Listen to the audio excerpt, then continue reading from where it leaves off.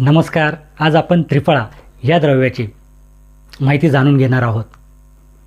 त्रिफळा हे द्रव्य आयुर्वेदामध्ये अनेक वैद्य हे आपल्या प्रॅक्टिसमध्ये वापरत असतात आणि ह्या द्रव्याचा वापर करून ते अनेक रुग्णांना मोठ्या मोठ्या आजारांपासून बरे करत असतात.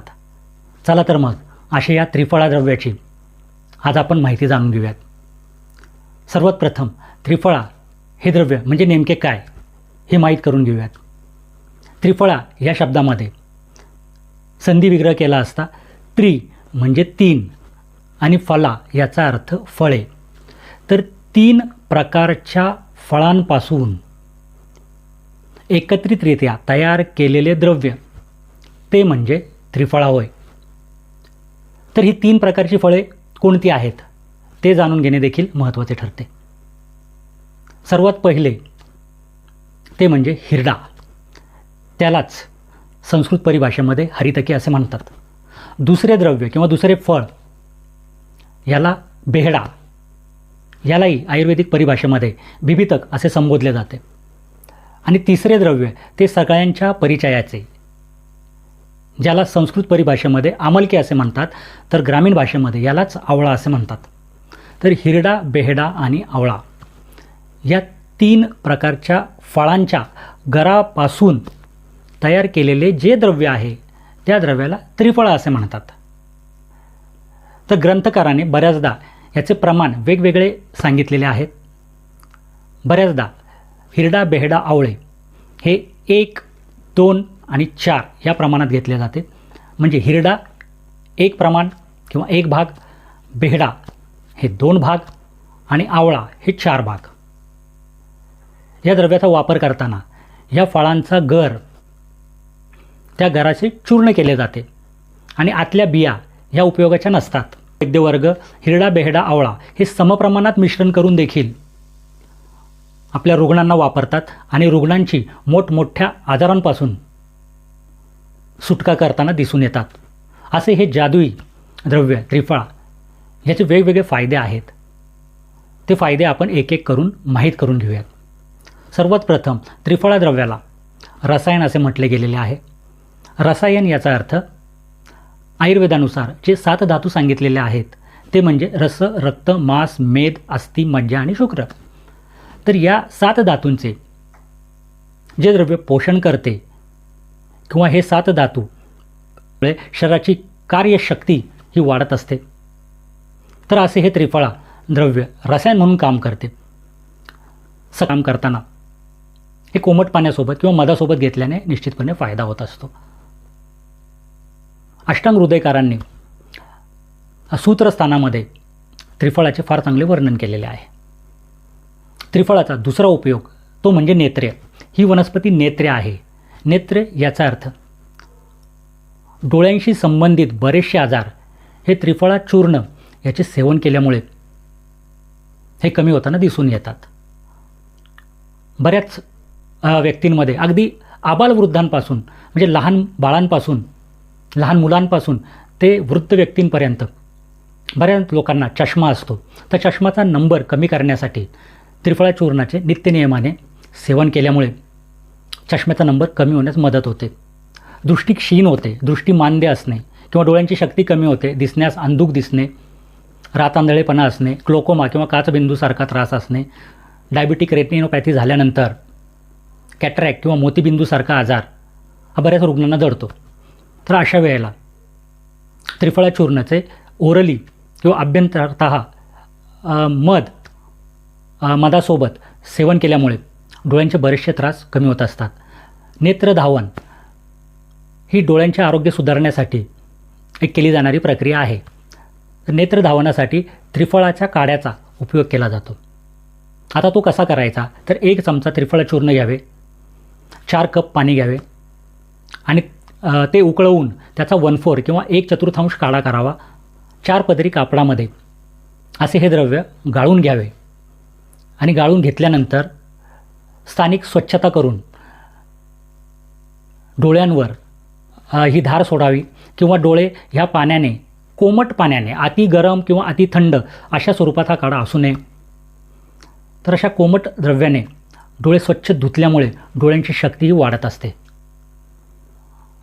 त्रिफळापासून तयार केलेले त्रिफळाघृत, त्रिफळाघृत याचा अर्थ त्रिफळा या द्रव्यापासून तयार केलेले तूप.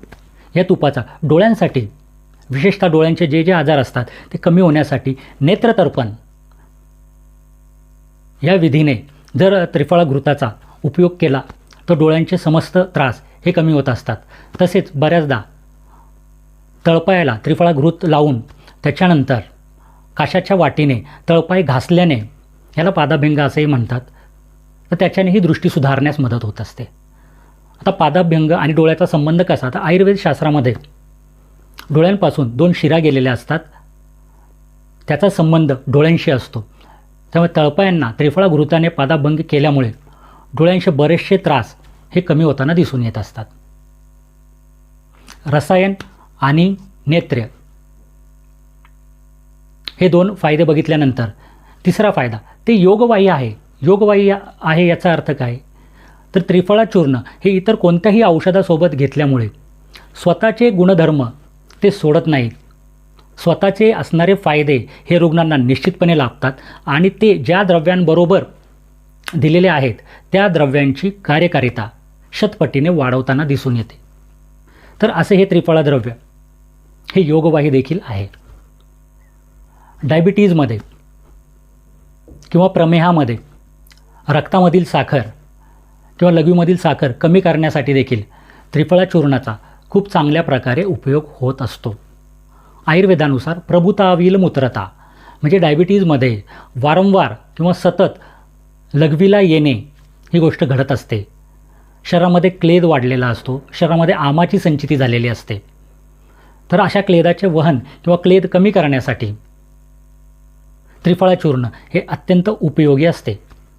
डायबिटीजच्या रुग्णामध्ये त्रिफळा चूर्ण, हळद हे मधासोबत सकाळी, दुपारी आणि संध्याकाळी घेतल्यामुळे रक्तामधील साखर ही कमी होताना दिसून येते.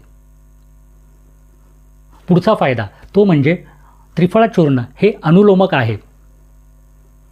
बेसिकली त्रिफळा चूर्ण हे वातानुलोमन करणारे म्हणजे वात शरीराबाहेर शौचाच्या मार्गातून काढून टाकणारे किंवा शौचास साफ करणारे असे हे द्रव्य आहे.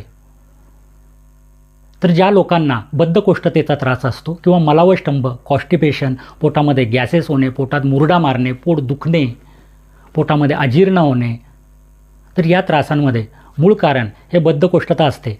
अशा वेळेला रात्री झोपताना त्रिफळा चूर्ण हे तूप साखरेबरोबर घेतल्यामुळे पोट साफ होते आणि पोटाशी संबंधित त्रास हे बरे होताना दिसून येतात.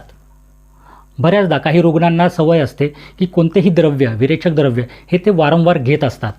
त्रिफळा चूर्ण जरी दररोज वैद्यांच्या सल्ल्याशिवाय रात्री घेण्यास सुरुवात केली आणि त्याचा दीर्घकाळ उपयोग जर केला तर वात वाढण्याची शक्यता असते, पोटामध्ये कोरडेपणा येण्याची शक्यता असते. तर अशा वेळेला ते तूप आणि साखरेसोबत घेणे हे संयुक्तिक ठरत असते. हे पित्ताचे शमन करणारे म्हणजे शरीरामध्ये वाढलेले पित्त हे कमी करण्याचे काम त्रिफळा चूर्ण करत असते. तिच्या त्रासामध्ये किंवा अजीर्णाच्या त्रासामध्ये पित्ताशी संबंधित हातापायांची आग जळजळ होणे, डोळ्यांची आग जळजळ होणे, लघवीची आग जळजळ होणे, अशा वेळेला त्रिफळा चूर्ण धने, जिरे आणि खडीसाखर यांच्यासोबत जर सकाळी आणि संध्याकाळी घेतले तर त्याचा ॲसिडिटीच्या रुग्णांना निश्चितपणे फायदा होत असतो. तर रुग्णांमध्ये वजन जास्त असणे ही एक समस्या असते. वजन जास्त असल्यामुळे हृदयावर प्रेशर येणे, फुफ्फुसांवर प्रेशर येणे, चालताना दम लागणे, धाप लागणे, सांधे दुखणे, कंबर दुखणे, पोटाचा घेर वाढणे इत्यादी त्रास होऊ शकतात. अशा वेळेला त्रिफळा चूर्ण हे लेखनाचे काम करते किंवा त्रिफळा चूर्ण हे उत्तम लेखनीय द्रव्य आहे. लेखनीय द्रव्य याचा अर्थ की शरीरामध्ये अतिरिक्त वाढलेला मेद हा खरवडून काढण्याचे काम हे त्रिफळा चूर्ण करत असते. अशा वेळेला ओरली किंवा पोटातून अभ्यंतरतः त्रिफळा चूर्ण मधाबरोबर घेतल्याने किंवा कोमट पाण्याबरोबर दिवसातून 3 वेळेला जेवणाच्या अगोदर घेतल्याने शरीरामधील अतिरिक्त मेद हा झडण्यास सुरुवात होते आणि असा मेद कमी झाल्यामुळे किंवा चरबी कमी झाल्यामुळे हृदयावरील ताण कमी होतो, हृदयाचे बरेचसे त्रास बरे होतात, सांधेदुखी, कंबरदुखी हे त्रास देखील कमी होताना दिसून येत असतात. तर असे हे त्रिफळा चूर्ण बहुगुणी आहे आणि याचा वापर कित्येक वैद्य आपल्या प्रॅक्टिसमध्ये यशस्वीरित्या करताना दिसून येत असतात. त्रिफळा चूर्ण हे वरणे आहे. गुलाब पाण्यामध्ये लेप करून किंवा त्याची पेस्ट करून ज्या ज्या ठिकाणी पिंपल्स आलेले आहेत किंवा ज्या ज्या ठिकाणी काळे डाग आलेल्या, पिंपल्स फुटून गेल्यानंतर जे काळे डाग उरतात ते काळे डाग निघून जाण्यासाठी असे हे त्रिफळा चूर्ण पेस्टच्या स्वरूपात त्या ठिकाणी लावावे आणि थोड्या वेळानंतर 20 मिनिटानंतर चेहरा स्वच्छ पाण्याने धुवावा. त्यामुळे हे तयार झालेले डाग हे पूर्णपणे बरे होताना दिसून येतात. त्रिफळा चूर्णाचा पुढचा उपयोग शरीरामध्ये कोणत्याही भागामध्ये जर व्रण झाला किंवा जखम झाली असता जखम बरी करणारे अर्वाचीन वैद्यकशास्त्राच्या अँटीबायोटिकपेक्षाही त्वरेने जखमा बरे करणारे असे जर कुठले आयुर्वेदामध्ये औषध असेल तर ते त्रिफळा चूर्ण म्हटले तर वावगे बिलकुल ठरणार नाही. जखमेच्या ठिकाणी जखम ओली असता त्रिफळा काढ्याने ती जखम स्वच्छ धुवावी. अगोदर सांगितल्याप्रमाणे 1 चमचा त्रिफळा चूर्ण 4 कप पाणी उकळवून 1/4 किंवा 1 कप उरवावे आणि ते कोमट स्वरूपामध्ये ती जखम त्या पाण्याने, त्या काढ्याने स्वच्छ धुवावी आणि त्यानंतर कोरडी करून पोटातून त्रिफळा चूर्ण सकाळ, दुपार, संध्याकाळ 1-1 चमचा मधासोबत, मध हे देखील व्रणरोपक द्रव्य आहे. त्यामुळे मध आणि त्रिफळा हे एकत्रितरित्या काम करतात आणि ती जखम बरी होण्यात निश्चितपणे मदत होत असते. बऱ्याच माता भगिनींमध्ये श्वेतप्रदर असणे किंवा अंगावरून पांढरे जाणे हा त्रास होत असतो. त्याच्या अर्वाचीन वैद्यकशास्त्रानुसार फंगल इन्फेक्शन म्हणून डायग्नोसिस केले जाते. तर अशा वेळेला योनी धावन किंवा लघवीची जागा धुण्यासाठी या काड्याचा, त्रिफळा काड्याचा उपयोग केल्याने त्याचाही निश्चितपणे फायदा होताना दिसतो. बऱ्याच लोकांना आपले शरीर हे सुडौल असावे असे वाटत असते. पोटाचा घेर वाढल्यामुळे त्यांच्या सौंदर्याला बाधा येत असते. असा पोटाचा घेर हा कमी करण्यासाठी त्रिफळा चूर्ण, हळद, बेसनाचे पीठ, मसूर डाळीचे पीठ, कांचनार चूर्ण असे एकत्रित करून कोरड्या स्वरूपामध्ये पोटाला रगडल्याने, कोरडे रगडल्याने अप्पर डिरेक्शनमध्ये याचा मसाज करावा किंवा पोटाच्या वाढलेल्या ठिकाणी त्याचे उद्वर्तन करावे. असे उद्वर्तन किमान 20 मिनिटं तरी आंघोळीच्या अगोदर करावे. असे उद्वर्तन केल्यामुळे पोटाच्या ठिकाणी जमा झालेला मेद हा वितळण्यास सुरुवात होत असतो. त्या ठिकाणची चरबी वितळून गेल्यामुळे वाढलेला पोटाचा भाग हा पूर्णपणे कमी होत असतो. तर असा हा त्रिफळा हे बहुगुणी अमृत आहे असे म्हटल्यास बिलकुल वावगे ठरणार नाही. आमचे हे व्हिडिओ तुम्हाला आवडत असल्यास आमचे चॅनल लाईक करून सबस्क्राईब करा आणि मॅक्झिमम लोकांपर्यंत पोहोचवा, जेणेकरून आयुर्वेदाची शास्त्रोक्त माहिती सर्व लोकांपर्यंत निश्चितपणे पोहोचण्यास मदत होईल. चला तर मग पुन्हा भेटूयात एक नवीन व्हिडिओमध्ये. तोपर्यंत धन्यवाद.